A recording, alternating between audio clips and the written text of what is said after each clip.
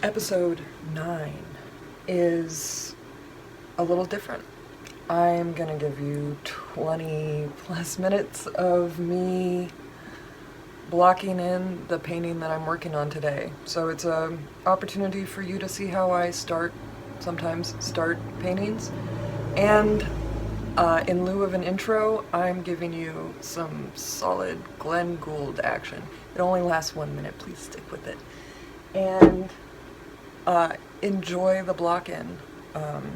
Let's see how long format Instagram TV goes. Okay, go.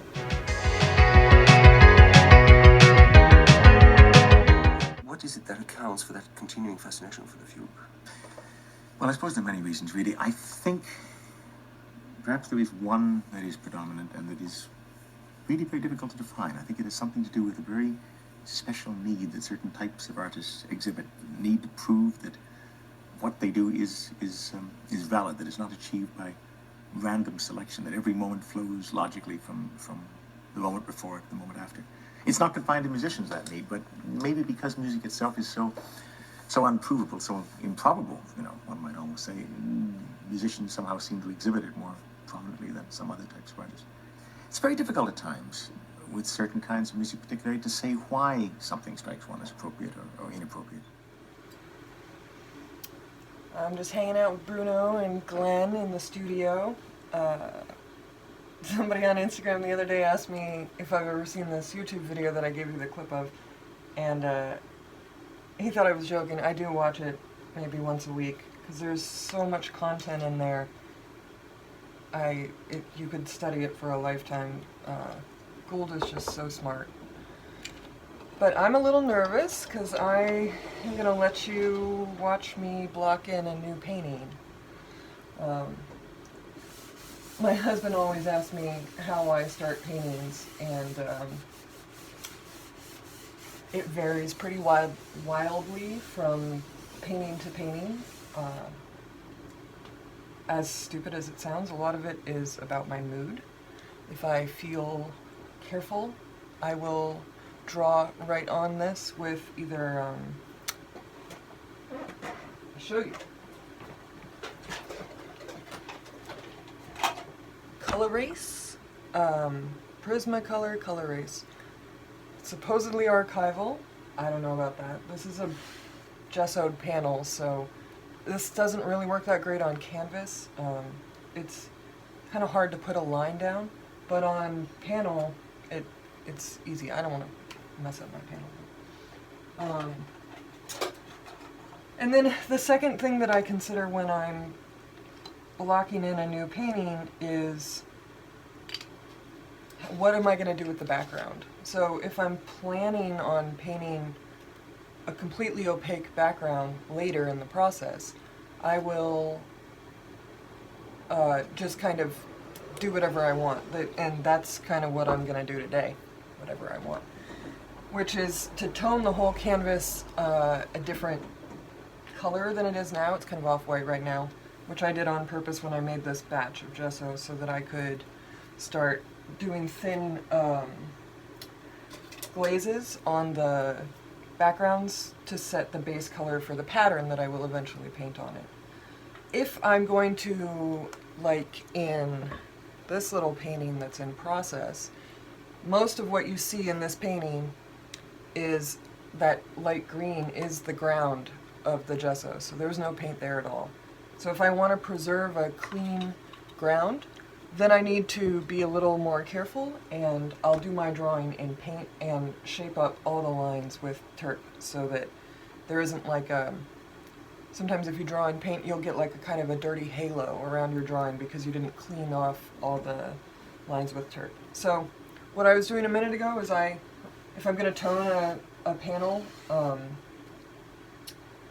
I will put a thin, like I put some turp on a towel and I get it everywhere so that when I start applying this turp down paint that I'm going to do right now, it'll go everywhere smoothly. So many disclaimers I'm going to give you right here before I start this painting. This is a different kind of gesso than I've ever made. It's clay-based. so there's a lot of clay in with the calcium carbonate. That could really screw up my absorbency. So things might just like get sucked into this, and I'm gonna start panicking, and you might never see this movie. Another thing is I'm gonna do this in terp instead of spirits. Normally I would do spirits, but I did the clown in spirits, and I got really pissed off because spirits slip around too much. Nothing stays where you put it. It's annoying. So I've got terp raw umber, and this is Old Holland raw umber because I want this panel to be a little more yellow. And the raw umbers vary wildly, is it widely or wildly? Between brands. So see how, ooh, super earthy that color is. Whereas like the Williamsburg raw umber is super neutral, and the Gamblin raw umber is just kind of stupid. It turns everything purple, although I do use it to neutralize yellows a lot for that reason. Okay, I just want to get enough paint on here that I can move it around. I don't want it to be too dark. I can already tell you it is going to be a strange experience painting on this surface. So you never paint directly on gesso, you have to seal it. So the materials nerds in the world might laugh at me because I go to all this trouble to make a really fine surface, and then I seal it with PVA size. But I find the PVA size is a little more ice skating-y when I paint, like it's super glassy. So when I want to sharpen up those really tight lines, it's super easy. Okay, so wipeout is what we're going to do. So I'm going to more or less take a smallish beat up old sable and put it in my umber. Here we go. My object is like a kind of like a Italian lady holding a basket of fruit. I'll take a picture and insert it right here.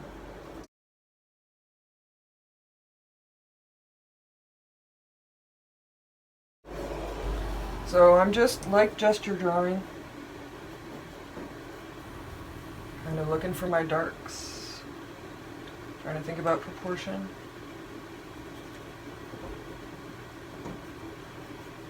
I think in both what we call shape mode and line mode for a while. I just kind of let my eye study the object.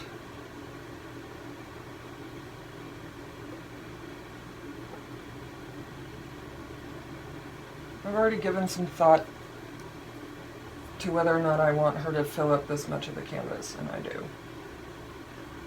Kind of because I'm feeling lazy and I don't really want to paint that much pattern behind her. She's got such a tiny little head.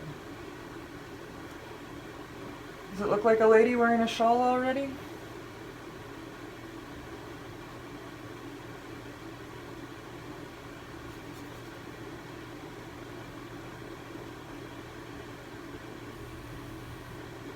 I'm just every once in a while checking my half. I know that my half is kind of right under, this is a hand that's holding a basket. That's kind of tipped forward. And this is her other hand. She's got big balloon sleeves, which is why I bought her. Got all this gesture, and I like her cape is patterned. Alright. So this is just going to serve more or less as the architecture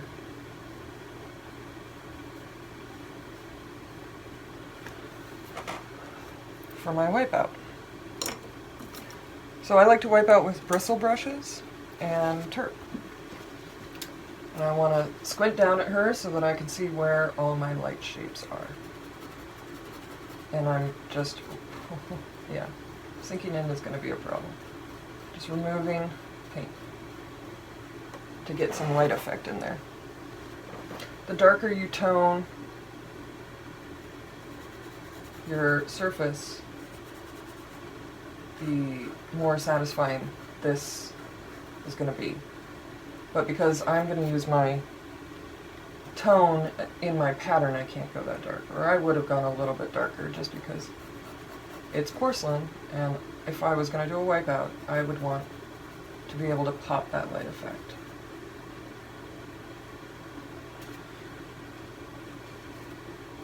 Now, if you're going to do this not with turpentine, but with mineral spirits, just be warned that the mineral spirits can end up kind of accumulating on there, and you'll get, like, it'll just be slippery town and you can't do anything. So try to use as little as you can, and this is why I like a bristle, because I'm kind of like scraping it off.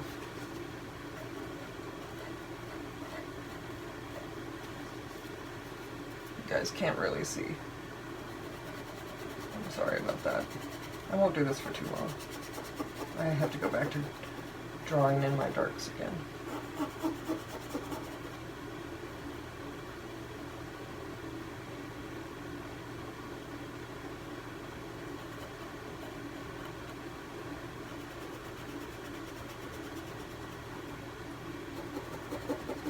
Balloon sleeves, you're so awesome.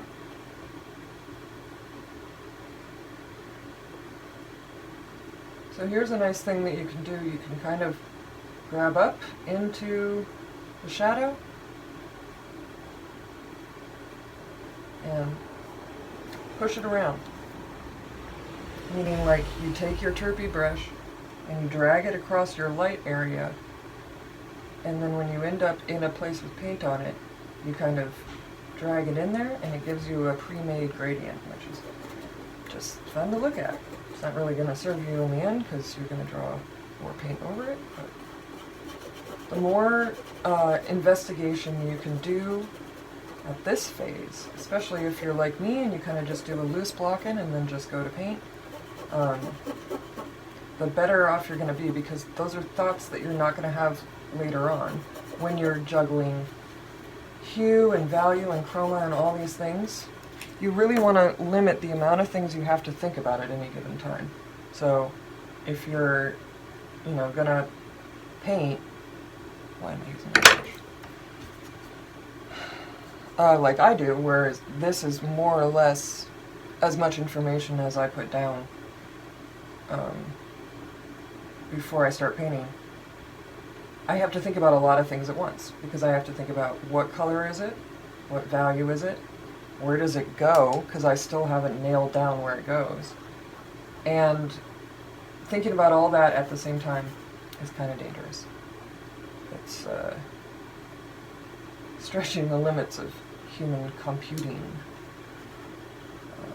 which is why a lot of people make preparatory drawings, color studies, value studies, careful block-ins, all the very smart things that you should do to prepare yourself for not failing. But me, I like to work without a net. I'm not really sure why. It's just kind of how my temperament is. I spent a lot of years fighting it, and now that I'm not in school anymore, there is nobody to tell me that I'm doing this wrong.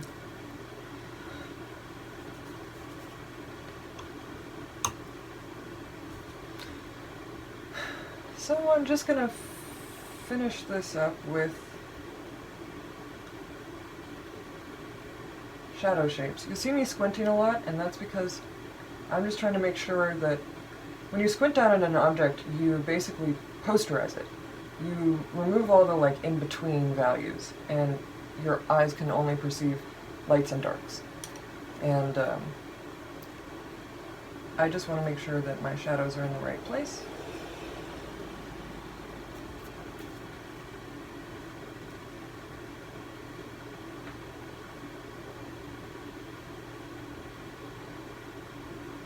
and the right shape. This one is not the right shape.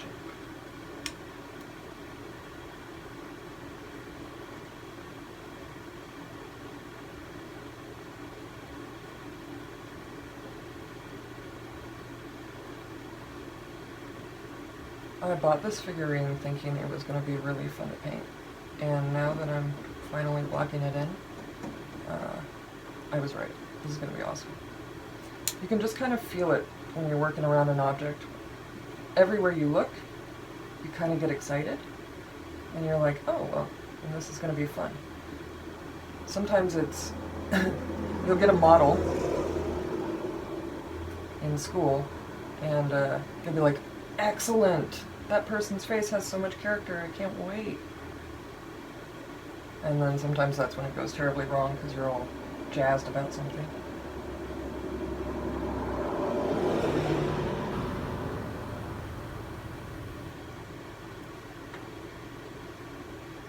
The speaker turned off.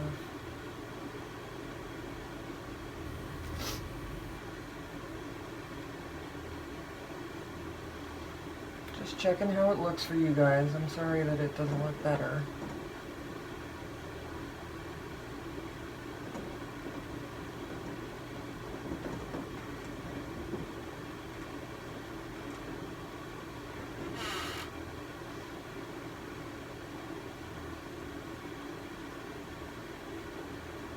Human things on figurines I really want to squint at because the tendency is to get literal with it and be like, there's her nose and there's her mouth, and her head is like the size of a penny. So I don't need to be putting anything literal in there. It needs to be entirely abstract. So I'm going to make sure that I'm squinting at it and just seeing the shadow in its abstract shape.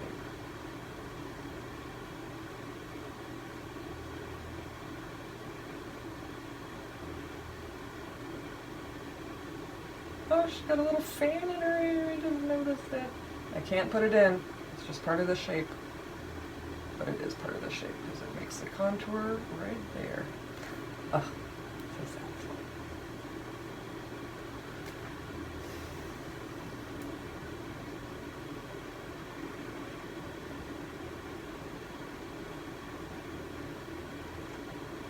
So I'm trying, there's all these little shadow shapes, like the cast shadow of her necklace and stuff.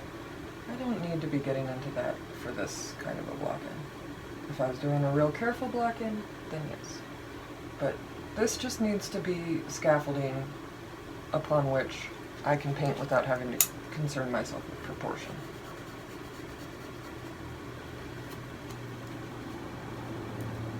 Just gonna just carve out a little bit more of her light shape here.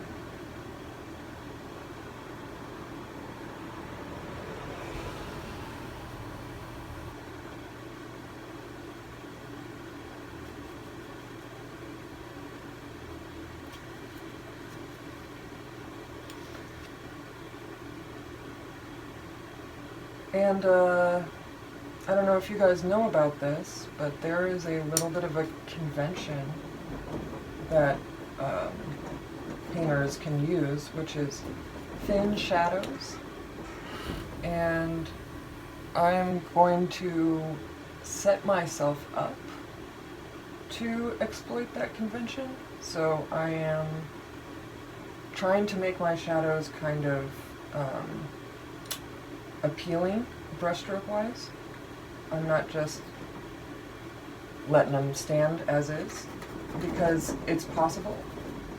Some of them, like this one, that's a cast shadow on a white object that's getting a lot of reflected light. It's possible that I am never going to have to make that any darker. And that would be, this one I'm going to have to punch down, which means I'm going to try to thinly add some paint to it. But this one might just be able to stay as is. This one is also white object. So I'm just trying to make them pretty and trying to make them more or less the same value so that they look like they're cast and form shadows on the same type of surface, right? Like a white object is going to have a different value shadow than a black object sometimes. Everything has to have sometimes applied to it, because I can always invent contradictory examples.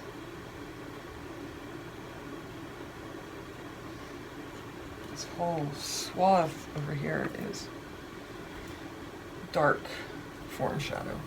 So just gonna go for it.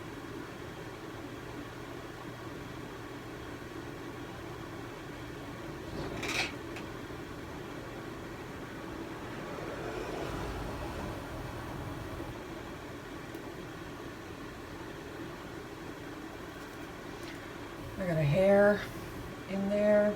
That's gonna annoy me later. I have this weird abstract. A little bit of a form shadow down here. That comes from the bottom of her. There's like the skirt dips in.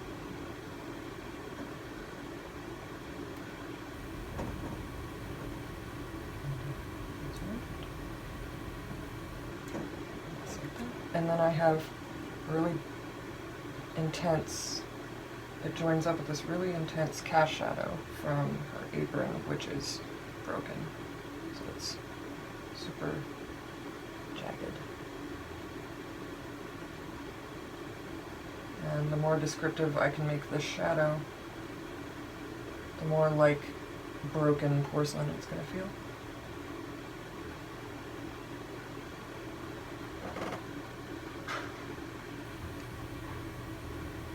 Want to get this contour in.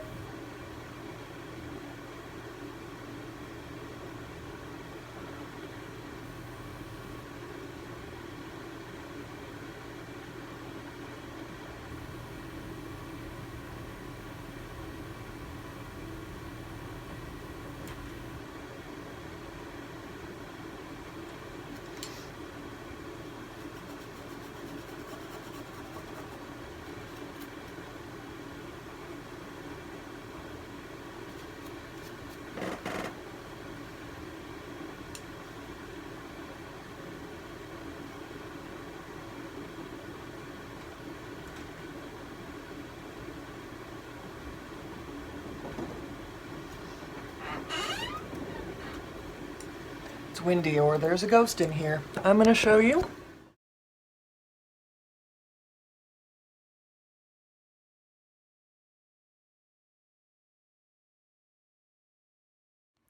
That was a lot of really good content, and I'm glad it didn't come out super badly. So, I'm going to keep working, and I'll see you tomorrow.